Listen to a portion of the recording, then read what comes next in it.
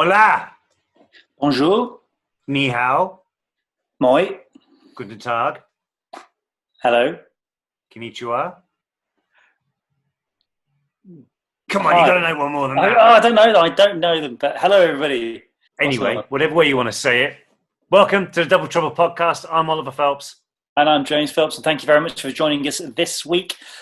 First of all, let me start by getting a bit of a confession out.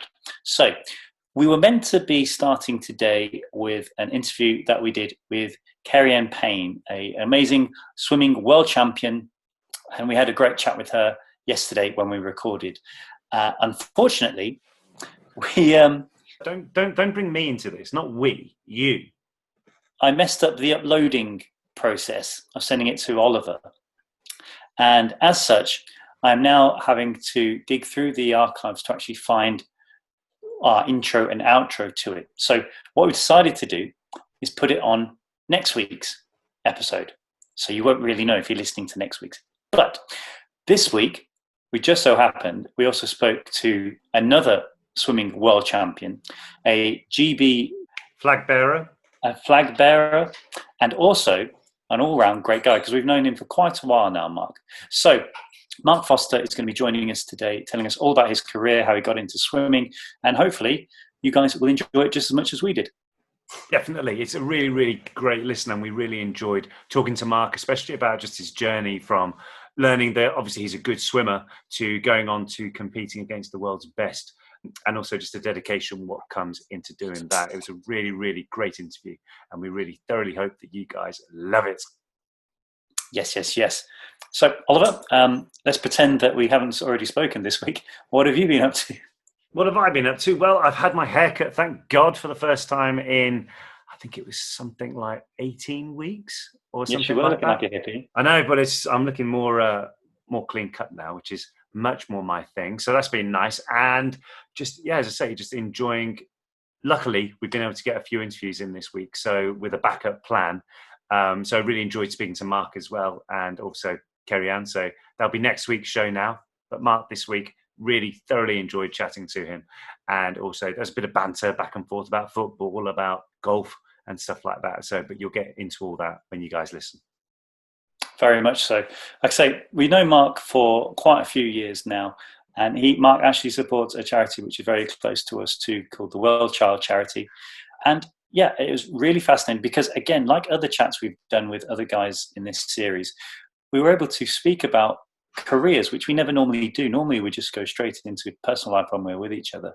So it's really nice to actually dive into, pardon the pun with the swimming, what makes a professional athlete and how much drive it takes and everything that goes in between. Exactly. So as I say, it's been really, really good fun to do that. Also, James, you mentioned on a tweet yesterday about why there wasn't a podcast last week as well. Yeah, so I'm not having a good time with technology. I'm not going to let you get away with any of these. No, so apologies. Last week, I accidentally deleted the file, the recording, and everything that goes with it. Very sorry about that one. It was whoops. Yeah, whoops. Whoops was the word what came out of my mouth as well. Yes, something a bit more explicit came out of Oliver's. The fun is that we're here today, and everybody is alive and well. There's no dramas or anything like that. It was literally just a bit of a, what did you do? I pressed that button, and that was that. So anyway, without further ado, everybody, I know it's been nearly 2 weeks since our last podcast, but this one is definitely going to make up for the gap in between. By the way, go on. By the way, I haven't got a did you know for this intro because the did you know is in the interview. Well, I've got a did you know. What? Did you know James can't upload a video? Yeah, this is also fact. So apologies for that, but it will not happen again, I promise, because today has also just happened. So it will not happen after today. Anyway, guys, we had a great chat with Mark Foster. Please enjoy. Take it away. Right, so Mark, thank you so much for coming to join us today on our 10th Double Trouble podcast of this season. And it's very, very good to finally catch up with you for, I think your golf day was the last time we saw each other. It was, yeah. September. Last year. September, yeah. So I thought as well, to kick things off, I come up with a few things that we have in common. Go on then. Okay, so I don't have a twin. I don't have a twin brother. we don't have that one. No. So there is. Okay, so first we both play for the Bunbury's cricket team. Yeah. All of us support Well Child. Yes. The charity. We all play golf, and we can all boast that we've beaten Tom Felton on a round of golf. Ah, priceless. I thought I was the only one. He made it out like I was the only one that's ever beaten him. You're good. So how have you been doing? How's the lockdown been for you? It's been all right. It's been. I've just moved to the coast, so I'm going to move this quickly, just so you can see. That's my view. So I live on the beach. Oh, lovely. Oh, lovely. Where's that? That's near Leigh-on-Sea in Essex. Nice. So I've moved down here. I'm from down here originally, so I moved down here, and I've been looking after my mum on lockdown. My sisters are down here as well. So in lockdown for the first 8 weeks, the full-on lockdown, I walked every morning to the pier down that way, which is about 2.5 miles. I get there. There's some stairs up the side, which I do all my runs up and down, up and down, up and down, while I listen to the Rocky theme. Yeah. From Rocky 4. It's a great soundtrack. Best soundtrack ever. Oh, it's amazing. I've actually I'm going to watch the film again because I've only ever seen it once. I think it might be better this time round. Oh. Yeah. You know, we could do a whole chat about Rocky. We can indeed. Let's not. But we could. I've never met Sylvester Stallone, and you probably have. No, I haven't actually. No, I haven't. No. I have done. We did the Rocky Steps though, which was the Rocky. Where is that, in Washington or something? Philadelphia. Philadelphia. Okay. No, you've been closer. You've been closer to touching than I have. Yeah. We did that. But walking every morning, seeing my mum, cycling every afternoon. I sort of do a 20-mile cycle round trip to see her and sit in the garden with her for an hour. That was the first 8 weeks, and then since golf clubs opened up, I have been playing 3 times a week. Nice. So it was nice. That's about obviously reconnecting. First of all, it's the company, the fresh air, the walk, and then the challenge of getting better at something. Yeah. How have you found it? Like did you found that from not playing with it, not like with everything going on, have you found that your muscle memory is better? Like your swing's more natural, or has it been harder work? Well, I don't have a simulator at home, but I didn't mention it this week. But James has got a great story to tell you, though, Mark. Go on. I too do not have a simulator. I didn't pick up a golf club for about 5 weeks. Yeah, and I beat Oliver in our first game back. Did you now? Yes. Shall I show you something? Is it there? Is it in the background? Well, I'm in it right now. So let me just get the camera. Right, so I'm in the. It's a bit of a mess at the moment, as you can see. So we've got like that's the hitting mat anyway. And the screen is over here. But the other day, I go over here. We had a bit of a ricochet, and it went right. You shanked it, didn't you? And it went right through, but it even left indents in the wall. So now it's a case of I have to keep as a memento of always making sure that you. You could actually, Oliver, I'd actually date it that it was in lockdown. I think so, yeah. Maybe if I put like a small little wooden frame around each of them I'm expecting to do more, no doubt. Is it imprinted Pro V1 probably or something? It was, I don't think it was that expensive, this one, but yeah, something like that. Yeah. An NX Soft or something like that. Yeah, but no, I must confess, the first couple of games back was okay because there was no expectations. And then I went really bad because I started thinking. And then I sort of went to the range when the ranges opened up and got my rhythm back and I'm hitting the ball well again. Oh, brilliant. Oh, good. That's good to hear. Apart from, and I can share this with you too, because you'll understand, I couldn't hit a driver and I can't hit a driver. But I was watching last night Bryson DeChambeau, which I've watched a few times but never thought about it this much. So I went to the range today and I did a Bryson sort of left arm at the front, cured my drive. I learned to, if I stepped further away from it, so it felt like I was stretching when really I was a bit further away. Yeah. And that's definitely helped my driver. I think it's because we've got a lot of body to move around. You need space to move into. Yes, because you're taller than we are, aren't you? I am 6'6", and I think you two are 6'4", aren't you? 6'3" and a bit. Oh, with I'm probably The bit 6 and foot a 4. bit, yeah. Let's spike this up. To be fair, if you put that up, you're 7 foot. Yeah. So, Mark, I thought if we could start with about just general talk about, because I always remember you talking to me about when you got into swimming and your swimming bath or wherever you first started going to, how there was almost like an incline to get into it. Is that right? Yeah. So when you were swimming, you had to watch your stroke. No, I'll tell you what happened was, I learned to swim. I learned to swim in a pool called Warrior Square Pool in Southend when I was 5 years of age. I had my swimming lessons.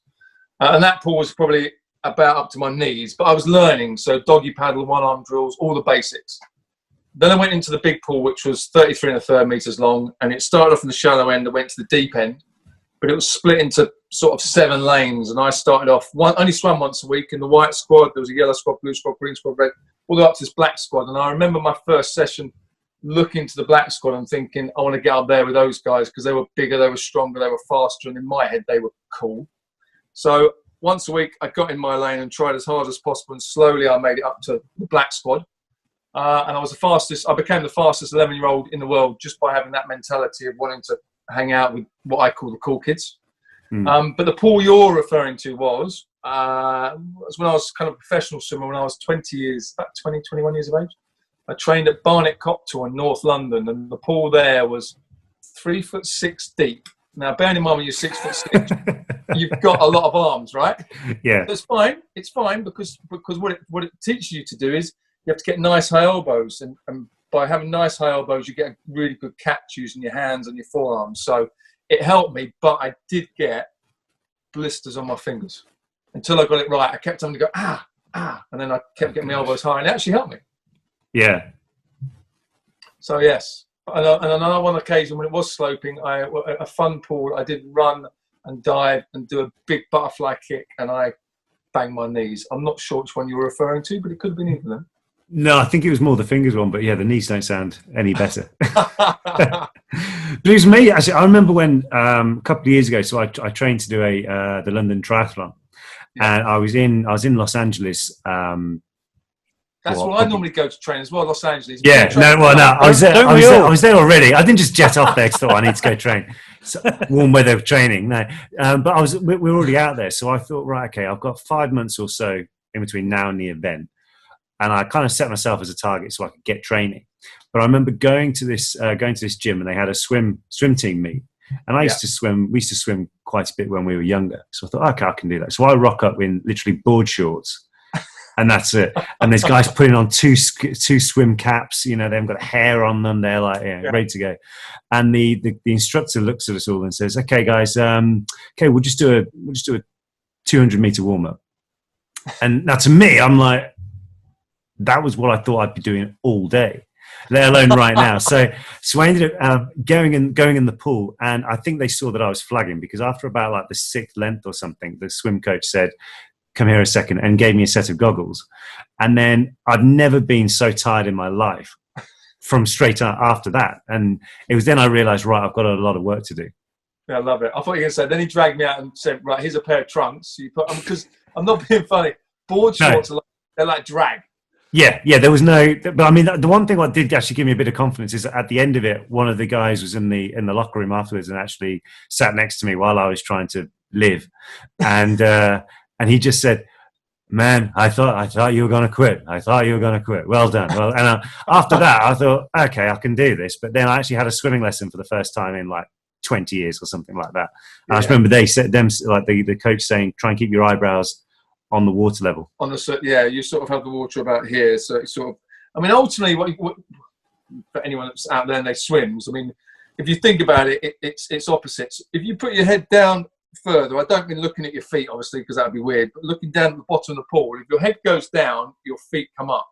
And you see some people, when they swim with their head up too much, you know, when you see public swimmers and they're sort of swimming with their head up, their feet are just doing this behind them.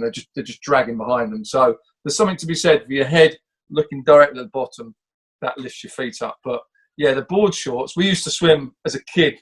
We'd put pajamas on and swim for about 2,000 meters with pajamas on, which was obviously very, very hard. And you took them off and it was like being on a speedboat. You just like, woof, just took off.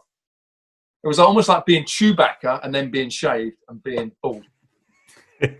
It's almost like James, your hair. You related to that, Chewbacca. Definitely. Wow. Your next character. Exactly. Yeah. That's what I'm going for. I think what Oliver failed to say as well is how probably shocking his broad shorts were. Oh, these were awful. Yeah, these were awful. They look like the backdrop from SpongeBob SquarePants. They were shocking. I think they went soon after that because I wanted to try and appear like the next time I went to I think I only went to one more because after that I thought these guys are far fitter than I am, so I need to learn what I'm doing. But in terms of like your training then and everything like that, when would you say that you decided, right, this is what I want to do for a living? Was it literally when you stood on the side saying I want to get to the black team, that's what I want to do, or is it just because I want to get to that point and then you realized I'm good at this, I can make a go of it? I realised when I became the fastest 11-year-old in the world. And the only reason why I knew that is because we had the national championships. I won the national championships. I was the fastest 11-year-old in the UK. And we have a magazine called the Swimming Times magazine. And I remember looking in there because it's got all the tips and stuff on swimming and accessories and whatever else there is. And I remember looking in there and there was results from all of the UK, every age group, every event. But it was also the America, Australia, China, and I remember looking at all the 11-year-olds because we all have age groups in every country, and I realised I was the fastest 11-year-old in the world. And at that point, I went, "I'm quite good at this." I mean, I knew I was all right because I was winning races, but then I went, "Wow, I'm really quite good at this." But the big turning point was this is way before your time. 1980 Olympics. First time I saw swimming on TV, I was 10 years of age, and Duncan Goodchew won the 100 breaststroke in Moscow in 1980. And I remember watching the swimming on TV and I went, wow, Olympics, but not really connecting with it. And about a year later, so I was about 11 years of age, Duncan Goodchew turned up at my swimming club in Southend and did a swim along with Goodchew. And he arrived and there was 300 club members and he told us his story about how he became Olympic champion, you know, how he started, how he got into swimming, the whole situation. And he showed us his Olympic gold medal. And we all said, oh, we want one of them, you know, not knowing how difficult it was to win an Olympic gold medal. But I remember he got on this poolside and he said, how many strokes would it take me to get from here to there? And it was our 33 and a third metre pool. And I remember we all put our hand up, 20, 15. Anyway, he dived in. A true story. It's breaststroke. It's a long stroke, but it took him 3 strokes to get to the other end. And I just remember going, first of all, that is just amazing.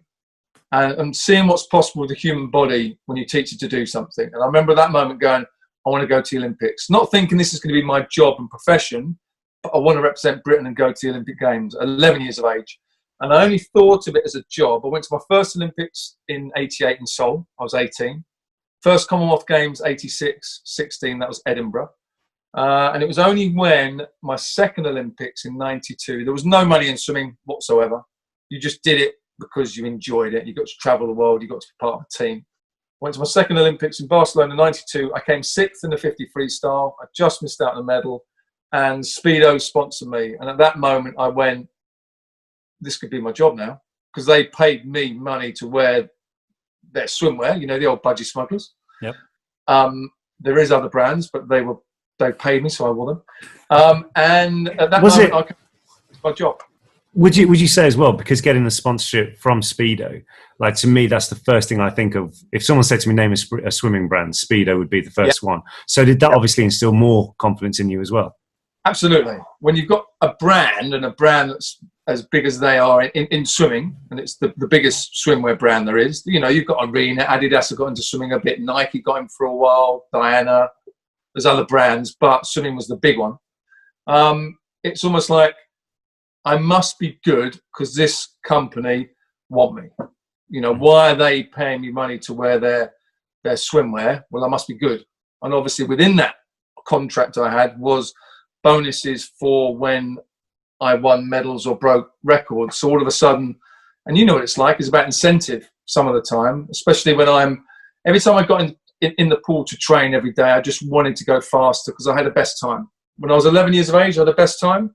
23 years of age, I become the world record holder, but it's still the best time. So what motivated me was going faster. But also when I went to championships, when I won medals, I went, oh, I got that for that and that for that. And that was kind of a bit an underlying incentive. The ultimate one was to try and win races because I'm a kid. It's like playing golf. You stand on the tee, you want to win the game. You accept, you're not going to sometimes, but you want to give it your best shot. So that's when I kind of realised, 22 years of age, that's what I wanted to do for a living and a job. And then I basically represented Britain for 23 years at senior level, went to 5 Olympics and won a few things. Yeah, well, I think you're underplaying that. Won a few things. 6-time world champion, 8-time world record holder. I said, well, a few. So, what would you say is your favourite event to do, or was it just a case of you were good at a certain amount and obviously you could bet yourself in all of them? Well, in sport, it's if you think of swimming, you've got butterfly, backstroke, breaststroke, freestyle. You've got the 4 strokes. You've got the distances from 50 metres up to 1,500 metres. So as a kid, for your club, when you go to competitions, they'll pick you to swim in certain events, which obviously you're best at. And it slowly, your event chooses you. So if I go and swim 10 events, well, I might win a couple, I might come second a couple, wherever I came, my best result might be 5th. But that event will then be my best event. So your event chooses you. And I was fortunate. I was a middle distance swimmer as a kid, but I could always sprint. And then basically when I was 15 years of age and I became national senior record holder at 50 metres freestyle. So I was the fastest person in the UK to swim when I was 15. So that kind of was like, well, okay, you sprint, that's what you do. So I was a 50 freestyler. I had the world record for 50 freestyle, 50 butterfly.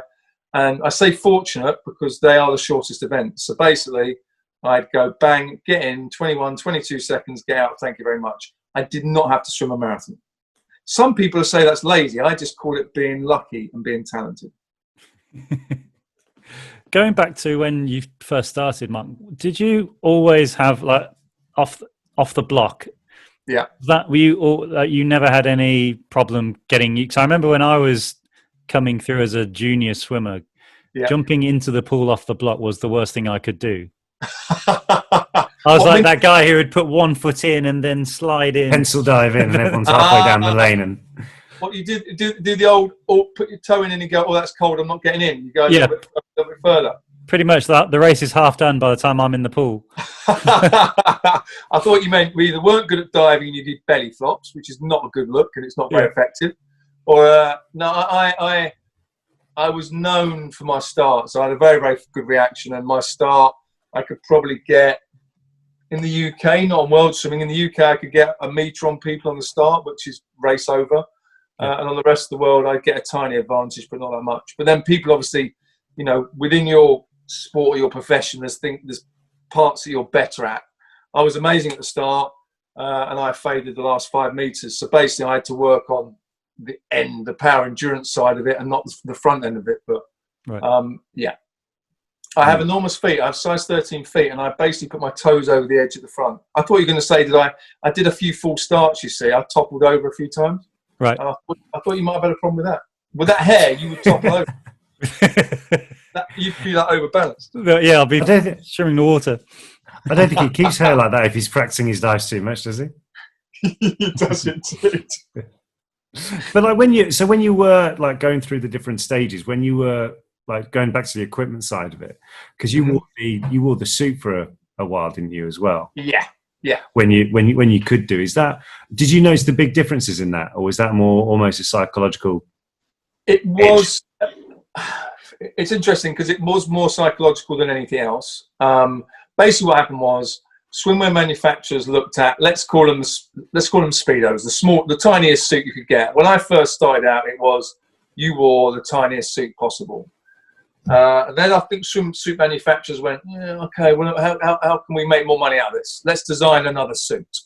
So they got all these designers in and they put swimming pools in flow tanks and did lots of different tests on them to work out the streamline, the aerodynamics. And they at one point put almost like a shark skin pattern in the suit, which was meant to replicate the way water went over a shark. So you meant to go faster. I mean, these were all great in principle, and we all bought into it. Yeah. These make me go faster. And to be honest with you, the first suits that came out made absolutely no difference whatsoever. But all in here. Yeah.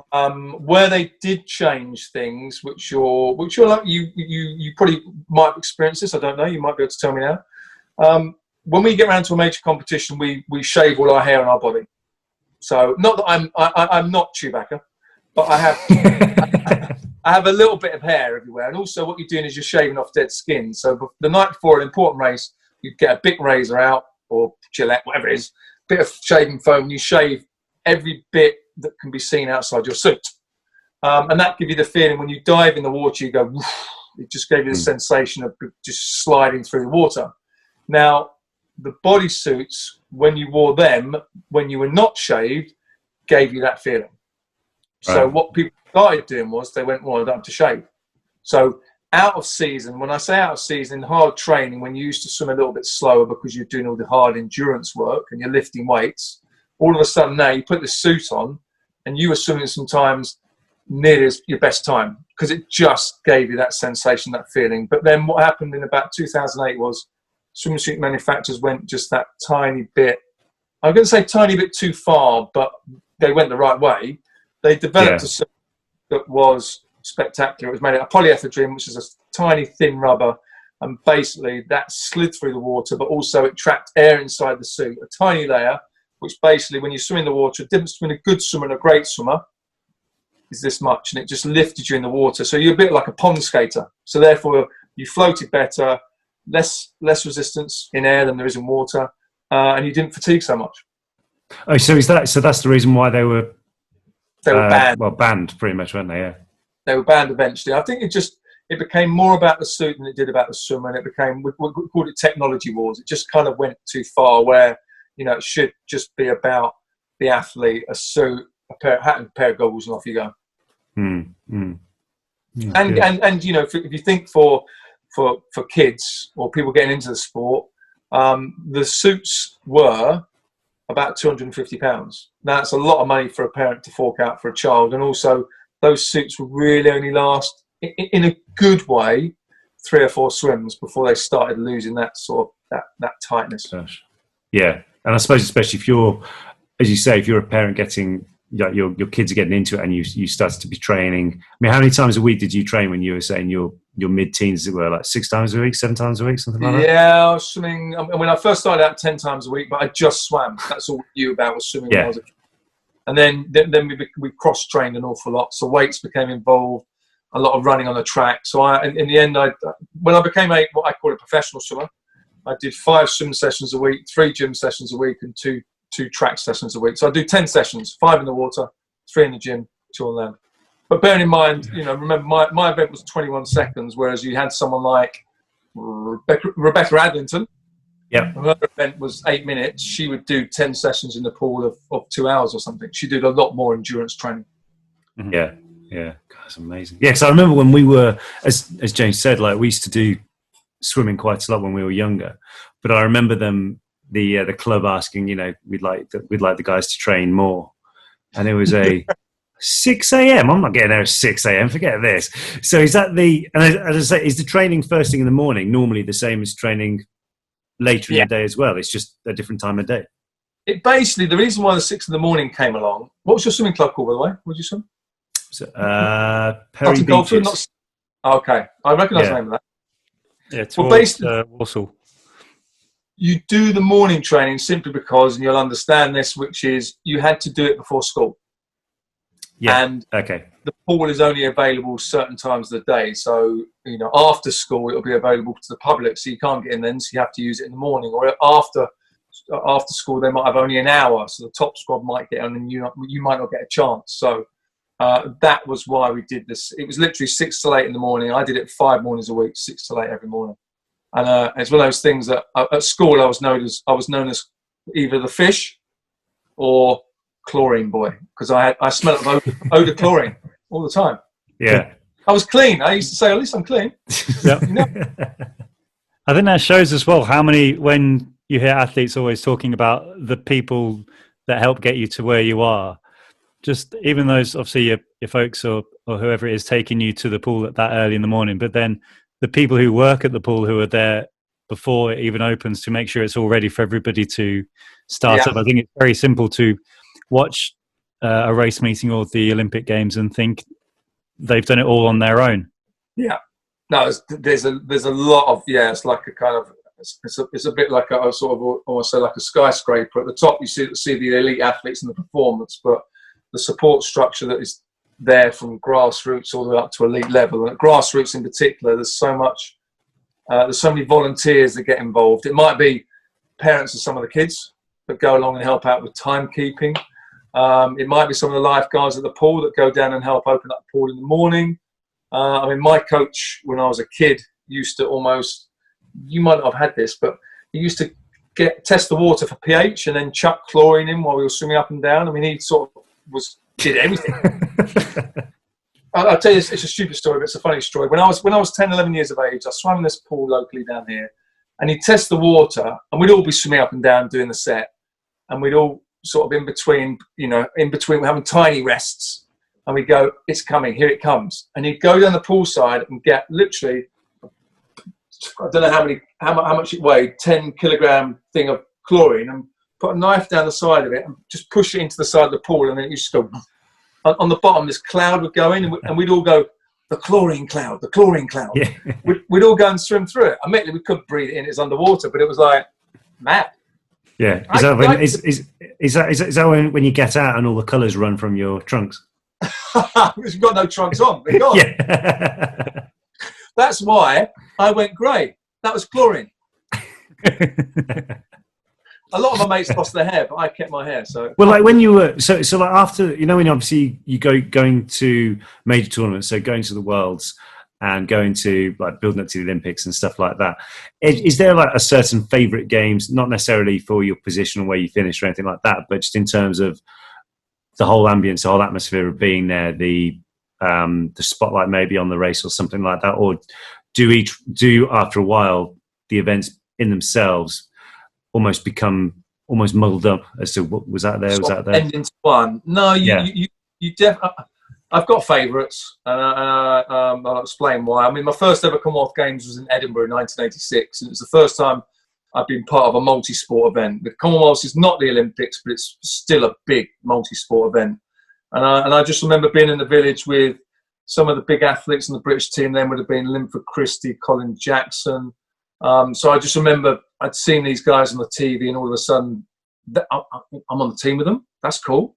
And I don't know if you remember. You won't remember. 1986 Commonwealth Games in Edinburgh. There was a boxer that boxed for Canada called Lennox Lewis. Yeah. And I remember seeing him in the village. But I remember seeing our English guy Harry, and I can't remember Harry's surname, but he was massive, right? And I just remember going, our guy has got the gold medal. I didn't know who Lennox Lewis was, obviously. He didn't even know who he was going to be at that point. But I just remember watching the fight, our guy got taken out by Lennox Lewis. Obviously, the rest is history. But it was one of those amazing, just being part of a big multi-sport event. That was awesome. The games that sticks with me more than anything was Sydney in 2000, just simply because Australians love sport. They love it. They're so passionate about sport. And also in Australia, swimming's a little bit like Premiership football in the UK. All the swimmers are household names. All the swimmers are the ones that do the adverts on television. And I just remember being over there for a competition before the Olympics, a World Cup competition, and I was walking down the street somewhere in Sydney. I don't know where I was. And I remember the Australians shouting over the road, going, "Hey, Mark Foster," and recognising me. And I'm like, weird. I'm recognised by someone in Australia, and no one knew me in the UK. So that was weird. But the Australian Olympics, they love it. When you were in Sydney, did you get to go to the old Olympic swimming pool under the bridge? I did. Not on that occasion, but I've been at another occasion. Yeah, it's an awesome landmark. I mean, but they're just so into. I say they're so into water sport. Obviously, it's an island nation, and everyone surfs, but they're just so passionate, knowledgeable, and they just love their sport. So, yeah, Sydney Olympics was absolutely awesome. And then the one that sort of sticks in my mind personally, apart from that, would be carrying the flag at the Olympics in Beijing in 2008, being the Olympic flag bearer. Yeah, definitely. I mean, I suppose two questions on that is, what's the process of becoming flag bearer? Yeah. And other part of the question is, were you aware that something like a third of the world's population, so more than like 2 billion people or something like that, are watching you as you're carrying the flag at the time? I didn't know that. If I'd have known that, I'd have done my hair. I'd have made sure I looked better. I didn't know those statistics. That one I didn't know. So to become flag bearer, Team GB flag bearer, basically what happens is every Olympics, every 4 years, at the opening ceremony, the team walks out into the stadium and we have a flag bearer that stands in front of all the athletes. And I've been to a few opening ceremonies in the past. It's my 5th Olympic Games in Beijing. And the night before the opening ceremony, within Team GB, within all the teams, but within Team GB, each team within the team, so swimming, tennis, rowing, athletics, everyone nominates who's their team captain. They want to be a flag bearer. Bearing in mind, I've been on the team for 23 years. I was old enough to be most of the people on the swimming team's dad. I was 38. So I've been captain for a number of years. So I was nominated to be flag bearer. And there was actually 7 people on the shortlist to be flag bearer for those Olympic Games. So we went to the Chinese ambassador's residence the night before the opening ceremony, and Princess Anne, who's head of the Olympic movement, came up to this lectern and she was going to say who was going to be our flag bearer. And I remember standing there, my heart was pounding, and I was really nervous because I thought, I want to be the flag bearer. I mean, why not? Last Olympics. And my heart was pounding, and I just remember she started to speak, and there were 7 people nominated. 1 was a woman, and I'm not sexist, by the way, but Princess Anne started off by saying he. And I just remember going, that's 6 people left in this race. It was a race. In my head, it was a race. I wanted to try and win this race. And then she said, has dedicated his career. And one of the people on the list was Tom Daley, right? Okay. Tom Daley. 16 or something. He's 14. He's not had a career. So I'm like, 5 people left in the race. And then she mentioned a few things about winning certain medals, and I knew it was going to be me. And it was the most humble experience walking into that Olympic stadium with Team GB. All the athletes walked in behind me, and we were singing songs, and I just kept pinching my hand, holding the flag, pinching my hand, going, this moment will never happen again, make it last forever. And it was amazing. And it didn't ever happen again. I was right. No, brilliant. I mean, I was surprised, actually. I remember watching it, and just in terms of, you see what an event it is, obviously for Team GB, because you've got obviously all the athletes behind the flag bearer type thing, but it is almost like a case of, right, we're here.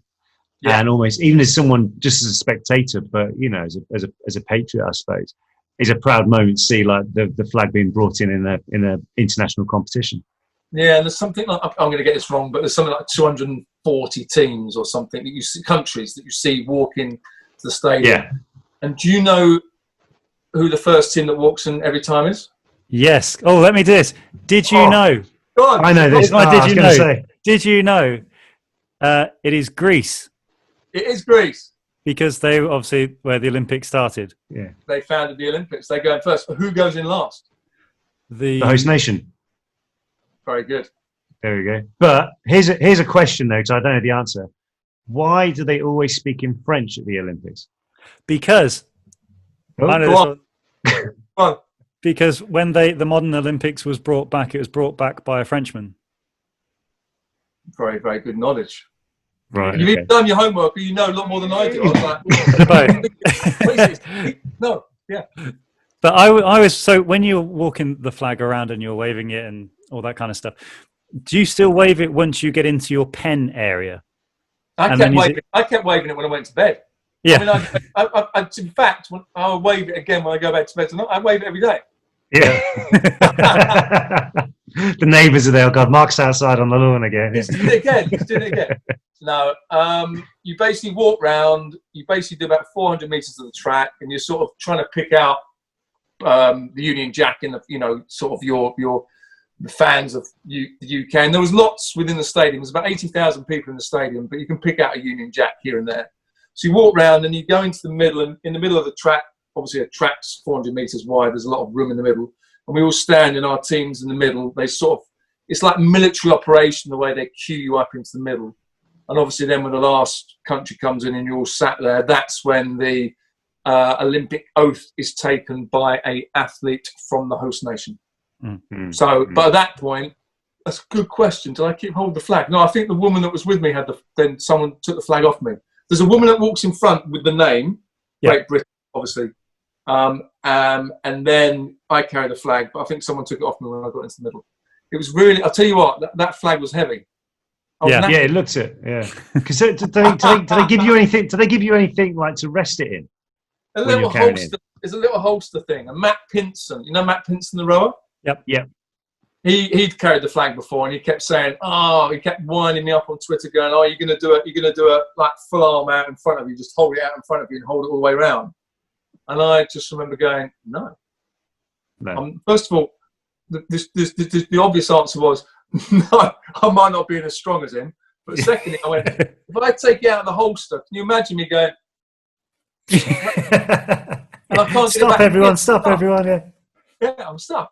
So no, I tried to play cool. Did that actually add to your training? Like knowing that after you'd been selected, what was the time difference in between from walking into the stadium, being flag bearer, to actually competing? Did that affect your prep to the actual race at all? No. Yeah, no, not for me. My event, the 50 freestyle, is normally at the end of the program. So the program's 8 days, and the 50 freestyle is day 6 and day 7. So I basically had from the opening ceremony 5 days after. And to be honest with you, if it had been the next day, I still would have carried the flag, because it's just an honour to carry the flag. And also, how much does it take out of you? Was it a hot evening? It was kind of warm. But otherwise, I'd have probably been sat in my bed back in the Olympic Village, watching the opening ceremony with everybody else, getting hot and getting wound up and adrenaline getting going. So it's a kind of nice distraction. Yeah. Is it tiring? No, you're sitting around a lot of the time. I mean, most of the athletes, when it was in the middle and you were waiting for the teams to come in for another hour and a half, you just sat on the floor and just chatted. So as long as you take some water with you and you're sensible, you just take it in. It's awesome. I can't even imagine what that must have been like, though, too, because I suppose as well it's a combination of 4 years prep as well. Yeah, because with any amateur sport, it's not football. We don't earn a fortune. It's a minority amateur sport where you get into the sport, and I did when I first swam, because I loved it. It was my love and my passion, and basically my mates swam. And I think you'll understand that as a kid, you tend to do a sport that your friends do, because that becomes your peer group. Sure. Yeah.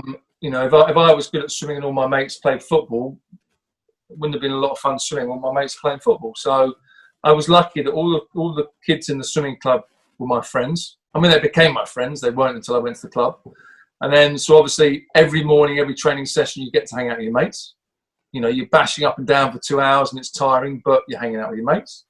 You talk to them before, you talk to them after, and at weekends, you go off to competitions, or weekends, you get to hang out together. So, but yeah, that 4-year lead up to the Olympics, because 4 years is a long time. Having a 4-year goal is a long time. But every year, you've either got the World Championships, the Commonwealth Games, the European Championships. So you've got little stepping stones towards the big stuff. And in the build-up to, so you had 8 days, was it, in between yours and the opening ceremony and the games at your event? 6 days between mine, yeah. 6 days. How does training for that, like in between that, happen? Because obviously there's 190, 200 countries who want to use the pool as well, I guess. Basically what happened, so in the Olympic Village, now the Olympic Village is a village that's built for 15,000 people. Right. So you've got 15,000 people there. There might be 10,000 athletes and 5,000 coaches, support staff, physios, everything else that goes along with it, team management. So within the village itself, you have got all these apartment blocks, the dining facility, which I remember in Beijing was about the size of 4 football pitches. I mean, it's massive. It seats 3,000 people at a time.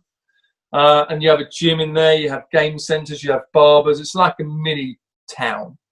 And there was a 50-metre swimming pool in the village itself. So we could, if I had an easy session on one day, I wouldn't go to the main pool. I could just go and swim up and down in there for half an hour or something and do drills and skills or something. But then the main pool itself is kind of designated just to swimmers. So, I don't know, hockey players can't go and use it. Volleyball players can't go and use it. Just the swimmers use it. So we go over there at a certain time with the team, and all the other teams, you block out certain times. Mm-hmm. So GB with, I don't know, USA and someone else might be in there at a certain time. Then it might be Canada and France a certain time. So you get allocations. Until it gets on the competition itself, it is kind of then free for all. But it's never busy. At the Olympic pool, there were 2 50-metre pools, a warm-up pool and a competition pool. And then in the village, another 50-metre pool. And I think swimmers in the Olympics is probably, when you add up all the numbers from each country, 800 to 1,000. Mm-hmm. Something like that. And what, to come back to opening ceremonies, which was your favourite to, like, do you, when you're back waiting to go on, do you get to see the actual show? You go out, you do your bit, and then, well, yeah, you get to see it, but you normally get to go to the side, right? And then you watch the show. I mean, London blew me away. I wasn't in the London Olympics as an athlete. Obviously, I watched it like everybody else, but I've never seen an opening ceremony like that. No. Otherwise, my fave, 96 Atlanta. But at 96 in Atlanta, to be fair, was great, but it was all about sponsorship. It was all about Coca-Cola. It was all about Pepsi. Yeah. It was all about money. Yeah. But Americans do things quite well. Yeah. Was that the one when Muhammad Ali did it, didn't he? Yeah. Yeah. They had a guy. Oh no, I'm getting confused with 84. I think 84. They had a guy on like a jetpack, and he went. Jetpack. I came into the middle of the stadium, but I think I'm getting mixed up with 84 because I watched 84. I got obsessed with 84. So. Yeah, and that was Los Angeles. Yeah, Los Angeles 84. So it's going to be there again.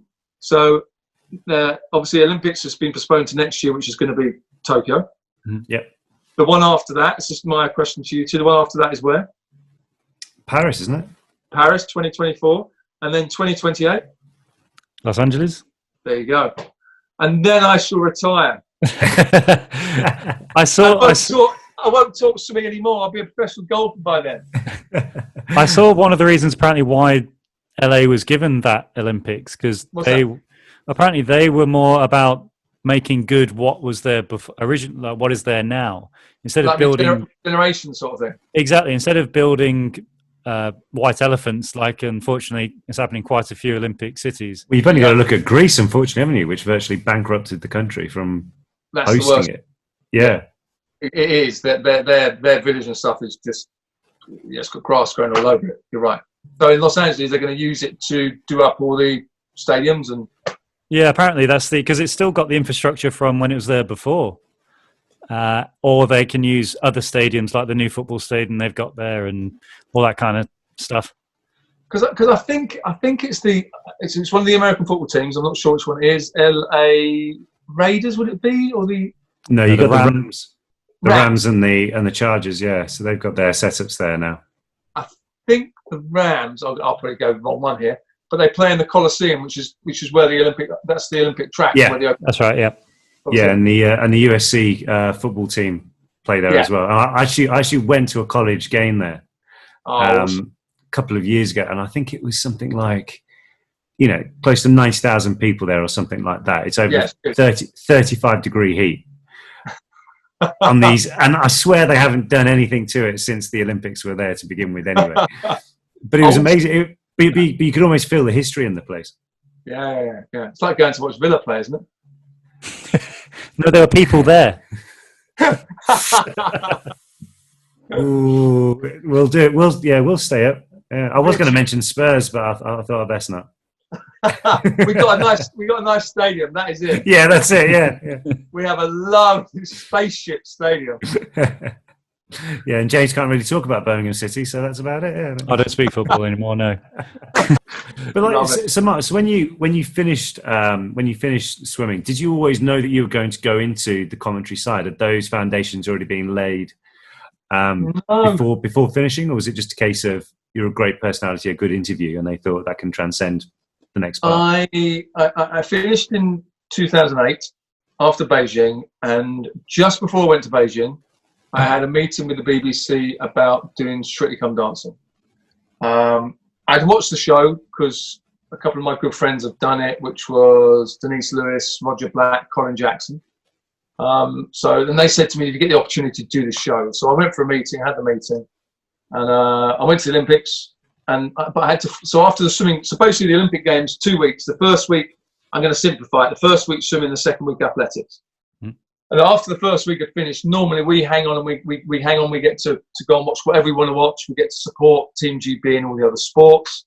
And we get the kind of full Olympic experience. So our Olympic pass that we have gets us everywhere. It's like Willy Wonka's chocolate factory ticket. You get to go and watch any sport you want. So you normally go and watch the rowing, the athletics, whatever it might be. So anyway, I came back a week early because I had to get together with my dance partner for Strictly, and I just Strictly Come Dancing. So doing Strictly for, I don't know, I made it to week 6. When I finished Strictly Come Dancing, there was a major championship, swimming championship at the end of that year, and the BBC just said, can you do that for us? And it started. So in 2009, I started talking about swimming after swimming, and I've done it ever since. So it wasn't something I was trained in. I suppose I just talk, and it's my love and my passion. I'm talking about something I know about and I love. So I find it very, very easy. And I've got to work with some brilliant people. So I'd like to do football, actually, because I think I'm more knowledgeable than most of the footballers as well. Just saying. No, I think that's always the way, especially more than every manager. I think everyone's got that opinion. But I think that shows, though, in your commentary stuff as well, is that how you don't dumb it down for the audience. Because let's face it, if you're watching an event, you're going to be fairly, especially a sport like swimming, you know, first to the end wins type thing. But it's just nice how to break it down. But how do you deal with me speaking as someone who's been in an environment where you're trying to speak into a microphone and keep attention with so much going on around you? Yeah. Is that difficult, especially in something like a swimming bath? Because I always think I always remember going to a swim bath once. I couldn't go in because I had an ear infection and James is swimming, and the noise just seemed to echo around the place. Yeah. How do you deal with that? Or is that just something you're used to being in that environment for so long? You get used to it. I think like anything, the first time you do it, it's a learning experience. And I think, in life in general, when you do something for the first time, when I did Strictly Come Dancing, the first time I got on the dance floor, I was nervous because I didn't know what was going to happen. I didn't know how good I was going to be or bad I was going to be.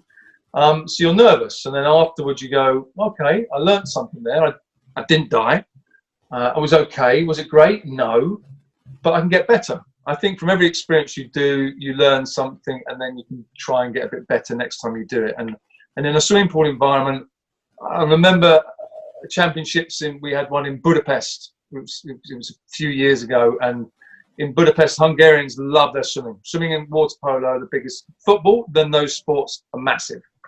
And the pool was 10,000 Hungarians, and I've never heard anything like it. And we couldn't even hear ourselves speak. So you've got the microphone across here. Obviously, you've got the headphone, the earpiece in here, which I couldn't hear anything anyway. But this mic, and because the mic's here and it's muffled, it's got a muffler. People at home can hear what you're saying, and you just try and keep your composure. But you're talking about what's going on in front of you. So it's kind of awesome because that crowd noise just gives you that little bit of extra energy and extra lift. So, if it's not an exciting race, it makes it exciting. And when it's exciting, you just go overboard. It's just, when there's a British swimmer in there and they're coming back and they've got an opportunity to win or win a medal, it's just so much fun. No, when you're doing anything, and I say I'm very good at this because it's the way I speak, which is I talk in layman's terms. Yeah.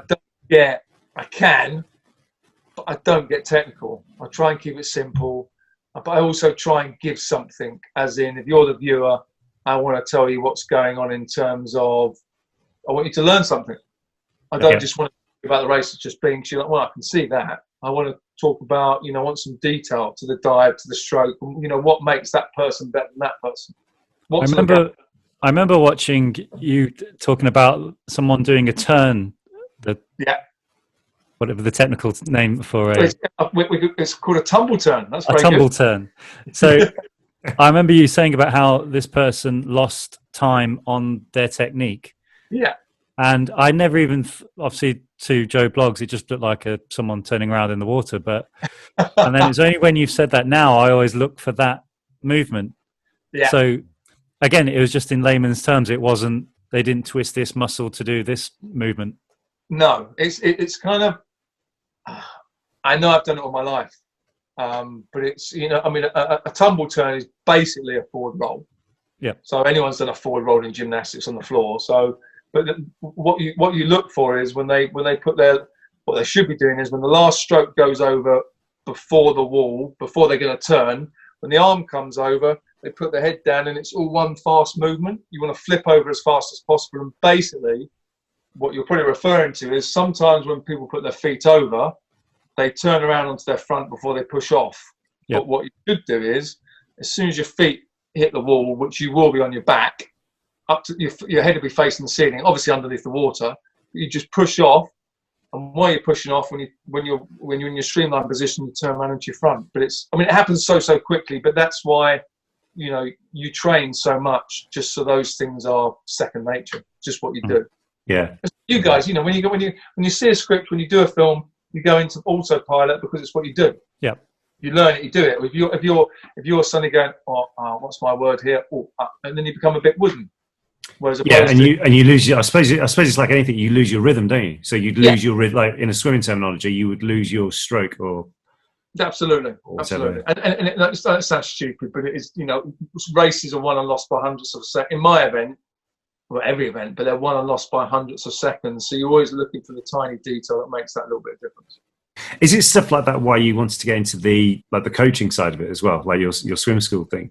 Is that to show, like, as just like an avenue, or is it just a case of like, do you actually say that to people, depending on the level? I'm not saying like some 6-year-old rocks in, that is terrible, you know. Throw the chlorine at them. Yeah. Get in the chlorine cloud now. No, I think the thing is, what a good coach does is you learn how to connect with whoever you're talking to on what level they're on. In terms of, if you're talking to someone that's never done a tumble turn before, I break it down to roly-polies. I break it down to get them to stand on the bottom and jump in the air and try and do a somersault. But obviously on land you couldn't do it, but in the water you can, because you've got buoyancy involved. And you just break it down to its simplest form, depending on what they're doing, how good they are. If they're a bit better, I'll be able to see what they're doing, whether they're leaving an arm out the back when they go over, whether they're not tucking the head down fast enough, and they're not on the end of the full stroke. Some people get too close to the wall. Because I know what to look for, I can just see it. It'll be like a golf coach watching you or I swing and go, whoa, and you're like, what do you mean?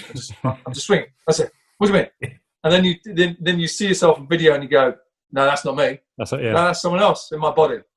But you can just see tiny details. So my swim academy, what I wanted to do was I take 11 to 18-year-olds and we go around the country a couple of weeks a year. It's called Mark Foster Swim Academy, and it was more, for me, it was about giving back. It's about passing on my knowledge to younger kids. Will there be an Olympic champion in there? I hope so. But ultimately, it's about being the best that they can be. And I explain to them all, they've all got a best time. Don't worry about anybody else. They're on their own journey. They're doing what they're doing. You've got a best time. I'm going to make you a better swimmer. So when you get on the block, just worry about yourself, your lane, your bit of water, and try and do a best time. So, and that went back to Duncan Goodchew coming to my swimming club and the experience I got and what I got from him. I thought, well, okay, I'm going to go around the country doing that now. So I get in the pool. I do a lot of demonstrating. I talk through the drills and the skills and simplify the stroke. And I try and make people more efficient swimmers. But ultimately, I have fun at the same time, because if you're enjoying yourself, you get so much more from it. Yeah. And you actually get in the pool with them. So it's not. So it isn't like one of these things where you just sit at the side with a coffee and be like, "Yeah, come on, go quicker." Yeah, go, ready, go. Yeah. No, I get in. I do the drill. I do the drills and skills. I don't go in for the whole 2 hours. I get in for. I'll basically get them all warmed up. I've got a team of people. Katie Sexton, who's a world champion in 2003. I've got her. She helps me. But basically do a warm up with them first of all for about 10 minutes, 15 minutes. And then I'll get in and do some drills and skills. I'll basically go, right, this is what you're going to do. Go through all the drills and skills. And then I basically get them in the water and we take them through the whole session. So, but it's not a question of, okay, I've got 2 hours, I'm going to fill it with a training set. It's all drills and skills. It's all the basics. It's all just peeled back. It's like a personal coaching session. Yeah. What is it? They get the basics right and everything else will follow. Exactly. Well, technique is key.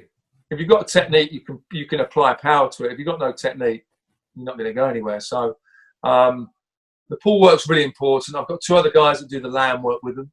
So we do 2 hours of pool work, 2 hours of land work, and then 2 hours of classroom work. And the classroom work is around my story in swimming, Katie's story in swimming. But we talk about how to goal set, how to deal with setbacks. I don't know, food to eat before you race, before you train. my Olympics experiences, about meditation, about nerves, because let's face it, we all get nervous. Some get more nervous than others, but also nerves show up in different ways. Some people yawn a lot. Some people want to go to the toilet.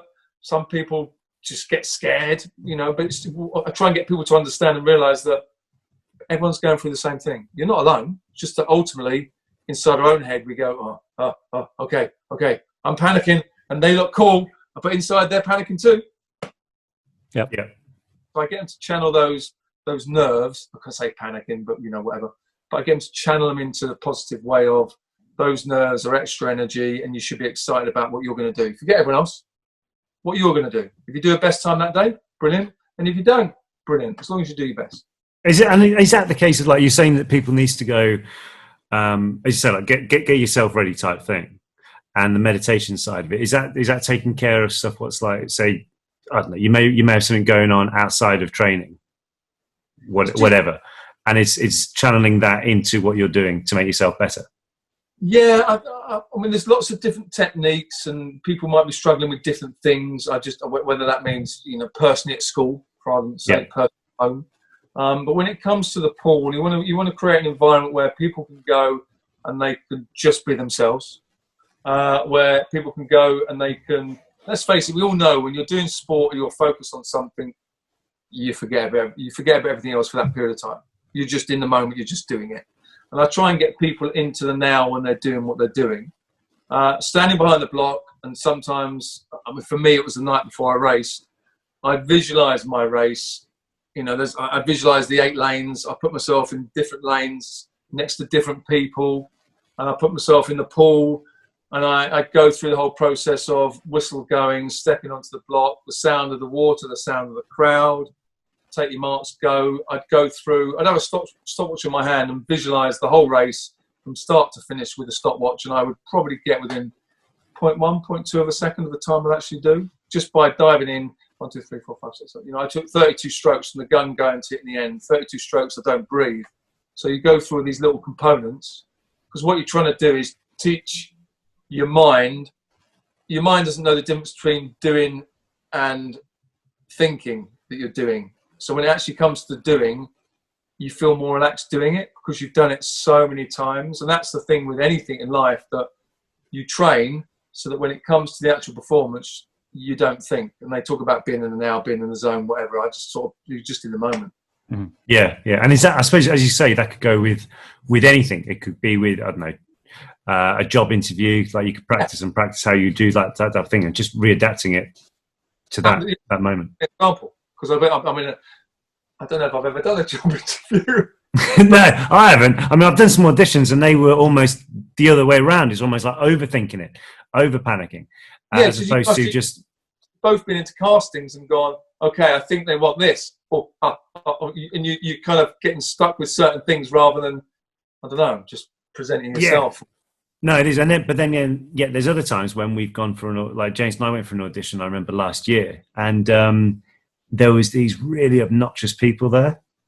And for some reason, that just fueled me more than anything. I was just like, you know what? I want it for me, but I want it so you don't get it. I was actually seething in my head.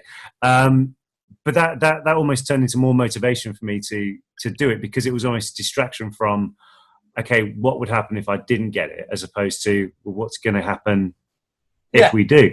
They're going to get a phone call saying, you're not good enough, mate, they're better.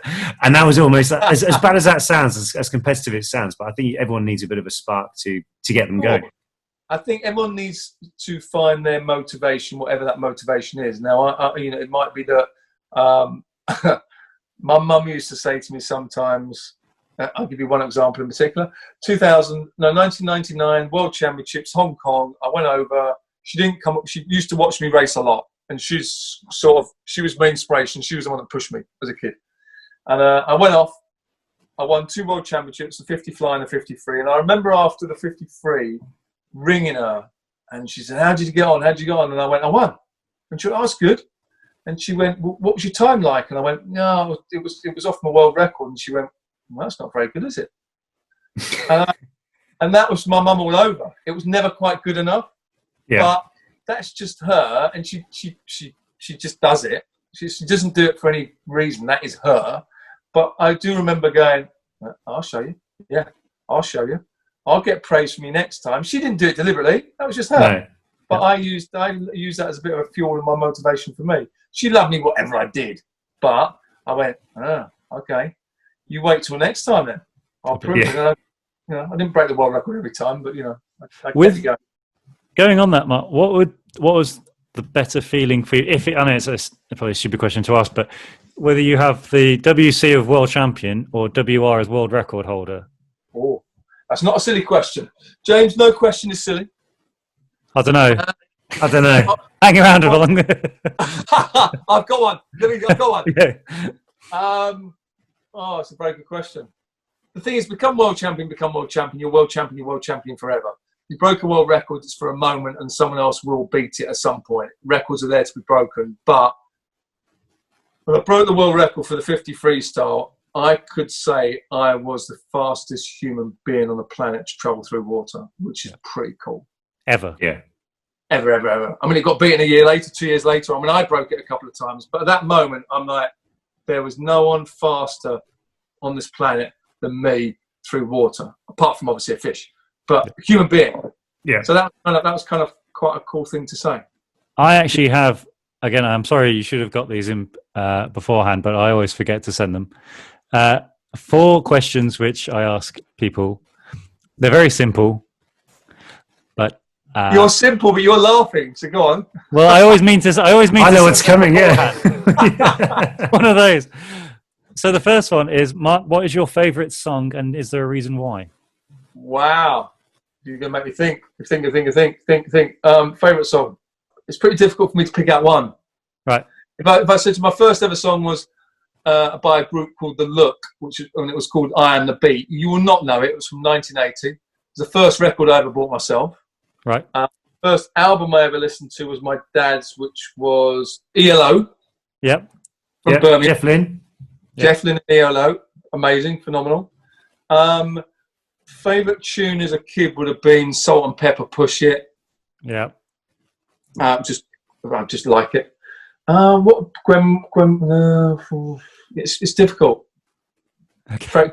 Don, apologies, yes. I should have sent these earlier. Yeah, you should. Was there? But trying to keep it in one way though. But was there any, like when you were swimming? Would you have obviously I know that your events were a short time scale, but would you have a tune in your head, almost rhythmically or anything like that, or to get you in the mood? I used to listen to, before I raced, the song I listened to the most was I was I was going to say there's a few, but the main one was Enjoy Anthem. Now, if you don't know Enjoy Anthem, you will know it if you hear it. I'm pretty sure you probably heard it. But it's by a guy called Neil Champion and Mark Franklin, and I used to go to school with them. So it's a sort of, I can say, late 80s sort of rave tune, so to speak. Okay. I'd listen to that, or Mama Said Knock You Out by LL Cool J. Yeah, very good. Yeah. So there'd be two.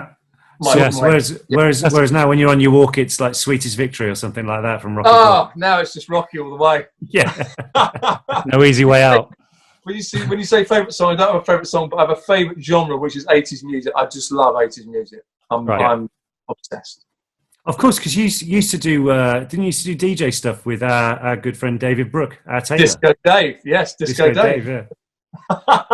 Me and Dave got together on a few occasions, and we pulled out our old 80s classics, like a lot of Michael Jackson went in there, obviously, a little bit of Madonna, Spandau Ballet, Soft Cell.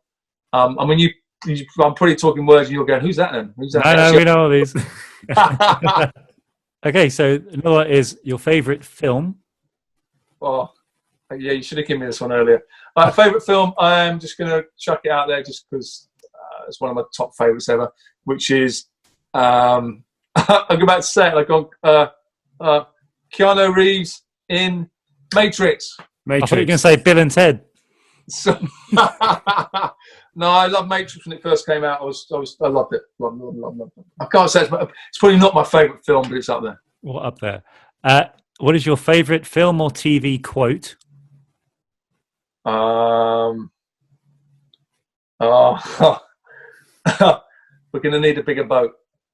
Very good. What's that, Alf? Jaws. Jaws. Yeah, it's because the sea's there, and I watched it as an 11-year-old kid, and I still won't get in there because Jaws is in there waiting for me. Yeah. There's probably worse thing than the shark out there at the moment. You're pretty right. In the estuary, you're probably right. Yeah. The other day, actually, I was playing golf, and there's a guy that we were playing with who had never seen Happy Gilmore. Oh, really? And it was on the other day, but what we decided to do, if any of us missed the putt, we would reenact that scene where they get on their knees and start, "You son of a oh, that's your home." Which, I love it. I think he won't play with us again. No, I want to see that when I play with you. I want to see it. Oh, you will, don't worry. My famous quote from all time from movies will be, but it was obviously a speech, which was Al Pacino any given Sunday when he goes into the fantastic motivational. Love it. Yeah. That was awesome. And final one, what is your favorite food? Now then, just food in general. No, my favorite food would be if I had my one last meal. So I guess it's going to be my favorite food would be crispy duck and pancakes. Oh, I had that tonight. Did you? Yeah, literally an hour ago I had that. Crispy duck and pancakes. I mean, I've got into recently being a bit of a. I'm not a vegan at all, but I'm trying not to eat too much meat. But crispy duck and pancakes is amazing. Going back to that, Mark, what maybe not say crispy duck and pancake, but when you were swimming, how many calories were you burning? So then, how many were you eating before and after? As a kid, and I swam some days 4 hours a day, and probably did 15 kilometres in the pool every day, and then obviously being at school, running around, playing football as you do. I don't know. It's one of those things. I don't put on weight very easy now. I've got quite a fast metabolism, but it's hard to know. Probably 6,000 calories a day or something. When there was talk around Michael Phelps before the Olympics in Beijing, when he went his 8 gold medals, that he was eating 8,000 calories a day. Mm-hmm. Now, don't know how true that was, but it would have been. He just ate a lot because you know what? He trained a lot. Yeah. So yeah, and also as well, is it because it's a case of like as you say, like in terms of like sheer size as well? So like Phelps is obviously a big, broad guy, and would that be obviously to fuel the muscle group for that as well? Yeah, and also when you're training, what you're doing is, I'd say this lightheartedly, but you're beating your body up for a living. So basically, you're hurting your body, you're hurting your muscles. So what we do is we tear muscles, and then they regrow and they regrow stronger. So what you're doing, when you tear those muscles and you train hard, you deplete your energy system. So you need some carbohydrates, but you need proteins predominantly because your muscle needs protein to build. So during a session, you might have a protein drink straight after. You'd be eating lots of meat. I didn't eat a lot of meat, but fish, chicken, and lots of vegetables and salad and other bits and pieces. But when I was an athlete, I could, within reason, I fueled my body in a good way, but I could eat absolutely anything just because I did so much. Yeah. And was there did you stick to a certain diet, or was it more okay? Like obviously, I mean, like loosely stick to a diet, or was it a case of like, right, I can't eat whatever, like a hot dog, for example? Yeah, no, I'd eat lots of chicken, lots of fish, lots of vegetables. I wasn't massive on carbohydrates. But then what people need to know is you've got simple I'm going to be technical now. Simple carbohydrates and complex carbohydrates. And simple carbohydrates are things like bread, pasta, rice, potato. They're starchy. They're fast-release carbohydrates. But in your vegetables and in salad, you've got complex carbohydrates, which means that the molecules they're all made up slightly. They're weird combinations of molecules. So they break down a lot slower. Whereas in simple carbohydrates, they're all in lines, so they're like sugary. Yeah. So I eat and I still do now. I eat lots of vegetables and lots of salad and stuff. And people think it's quite boring, but I actually quite like it. Yeah. And is that in terms of like staying away from? It sounds really technical now, isn't it? Staying away from like the saturated fats and stuff like that as well, because that sits longer than as opposed to a burning. You can burn stuff easier. a little bit. And I think, but I mean, it's all. I like to think with everything, it's kind of moderation. Yeah. You've been good for a week. At the weekend, do you know what? Have a fish and chips. Have a McDonald's. Have a whatever it might be. To sort of treat yourself, because then when you have been good, you don't feel that you're missing out on anything. I mean, I remember one of the swimmers on the team once saying, there's a girl called Helen Slatter, and she used to say she would never have a bag of crisps until she broke a British record, and it took her 3 years. But that's what she said. That was her thing. And I was like, all right. So sometimes you've got to make sacrifices, or sometimes you've got to set self goals. I hope she didn't have. I hope her first bag of crisps wasn't like salt and vinegar or something. I hope she went ready salted. Can you imagine that? It'll be something like Worcestershire sauce flavour or something like that. Disappointing. Oh, there's a question. What's your favourite flavour crisps? Oh, Skips. Do you know what? I have a box of 20 bags of Skips downstairs because I did a job for KP Snacks, and they went, "What's your favourite crisp?" We're going to send you some crisps, and I went, "Skips."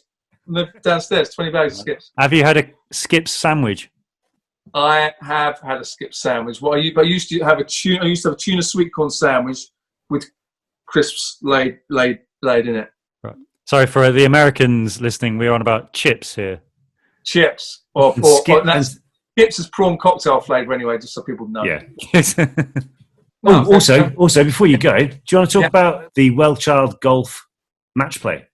Yes, the World Child Golf Challenge. You're both in. Are you in as well, James? Are you in? I am, yes. No, so basically, what's happened is, and you guys have been kind to support in the past, the World Child Golf Day, which is World Child Charity, which is for terminally ill kids. We'll raise money through them through doing a golf day, which is normally where people will come along and pay to play with one celebrity. But because we can't do that, because mass gatherings are not allowed, we're going to do a 32-man match, not match play. We've got a match play competition, but drawn in a whoop, computer just dropped.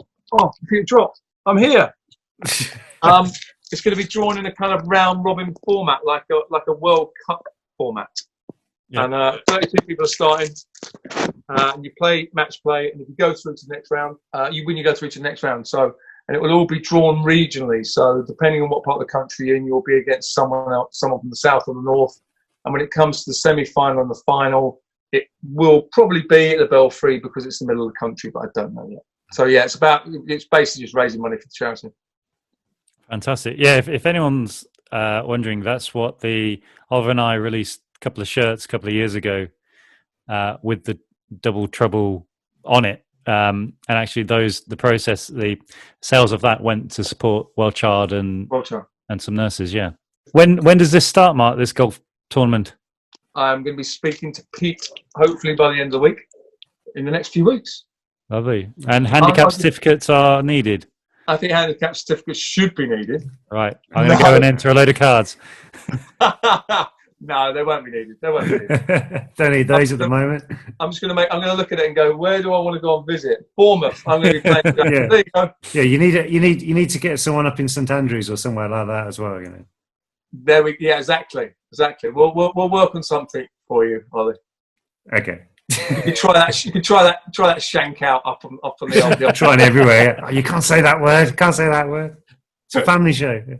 Well, that'll good. Because how much every year? Because obviously your golf day raises a lot of much needed funds for the charity every year. So is that a thing? Well, we mentioned it in our podcast the other week actually. How a lot of charities are struggling in terms of just ideas to make it the shortfall, as it were. So I haven't heard of this format before. Where did you come up with that idea?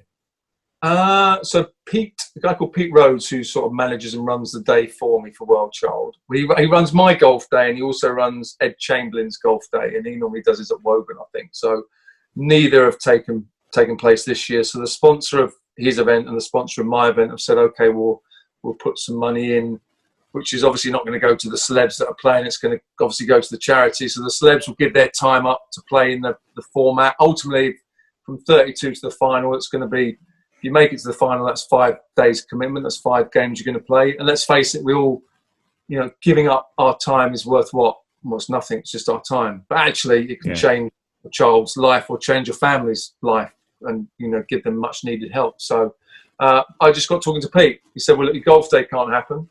So me and Ed and him just spoke together and said, well, how about we do this year? And what may happen is, if this goes really well this year, is that what we might try and do next year is that do the same format, but for argument's sake, you'll have 16 celebs and 16 people will pay money to be part of the round robin thing. And it will be the same format, but then that's your 32 people, and they'll pay a lot of money to play in it, which will then raise more money for the charity.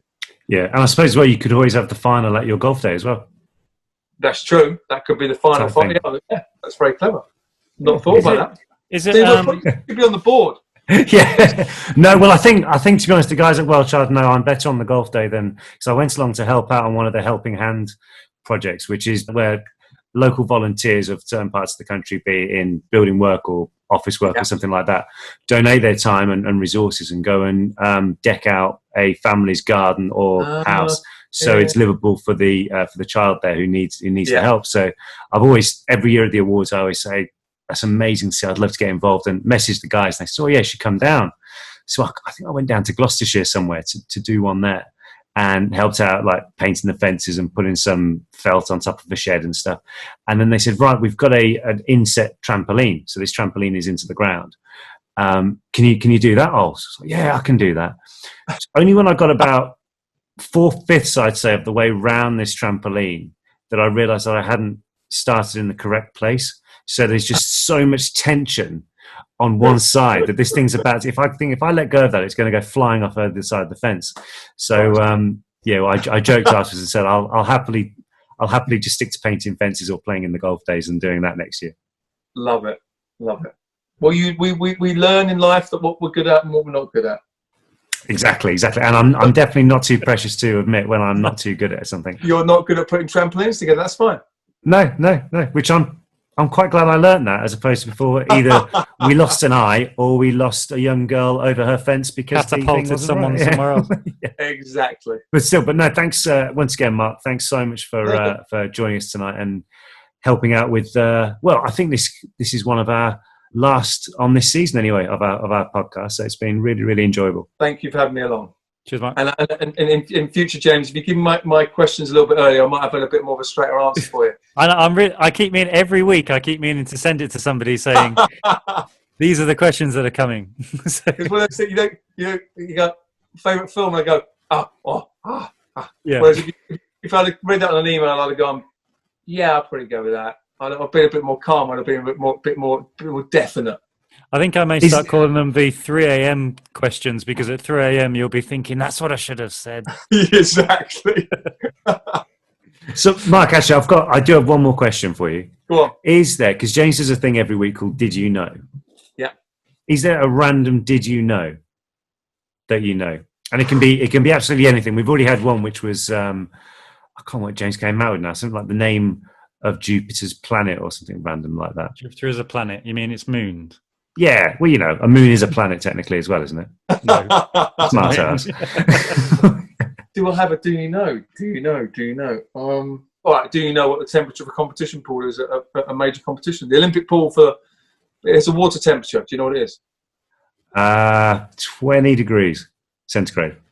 That'd be freezing. I was going to say. I'm only thinking back to when I did open water swim, but then again, I was wearing a wetsuit the whole time. So yeah. I would say, is it about 32 degrees centigrade? No, that'd be boiling. Yeah. 32. Yeah. I'm not a fast swimmer. 32 is warm. 32 is very, very, very warm. But yeah, 27 degrees. Sometimes I get it 26 to 28, but 27 degrees. 27 That's not a very good do you know, but I suppose it is because there'll be somebody listening right now that next time they watch the swimming on the TV will say to their family, whoever they're watching it with, did you know that is 27 degrees centigrade? There you go.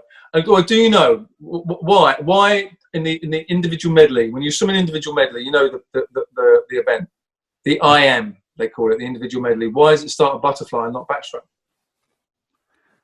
Getting in the water? Well, yet the relay starts with backstroke. Ooh. Alphabetical. They go breaststroke, butterfly, freestyle. But when you do it individually, you go butterfly, backstroke, breaststroke, freestyle. I have no idea. No idea. It's just the diving in the water bit, because if you start with butterfly, you can dive in from the block, whereas getting on your back and going off on your back wouldn't be so attractive to TV, probably. Okay, I thought that you were going to come out with it was something like why the marathon is like 26 point something miles is because they couldn't be bothered to move the finishing line. Oh, interesting fact. Do you know what's the only sport where you finish at a wall and not at a line? Swimming. There you go. Do you think every other sport, any other event, whether it's running, whether it's horse racing, whatever it is, they always go through a line. They don't finish at a wall. I think I should try that for the 100-meter sprint next year. Yeah, it'd be like at school, wouldn't it? Who wants it more? Yeah, great stuff. Cheers, Mark. Cool. Thank you very much. Thanks very much, Pleasure. Mark. How good was that? Very, very interesting. I'm still blown away by what it must feel like to be a world record holder, knowing that no one in human history has swum as fast as he did for that period of time in meters. Amazing. Absolutely blew me away. Yeah, no, it's just absolutely incredible. Absolutely incredible. I think to know that as well. And I think that Mark was obviously, as he said in there, that knowing that he was fast from an early age, obviously from reading the swimming times and stuff like that, must be a great feeling. But just to adapt yourself and just to persevere with it as well.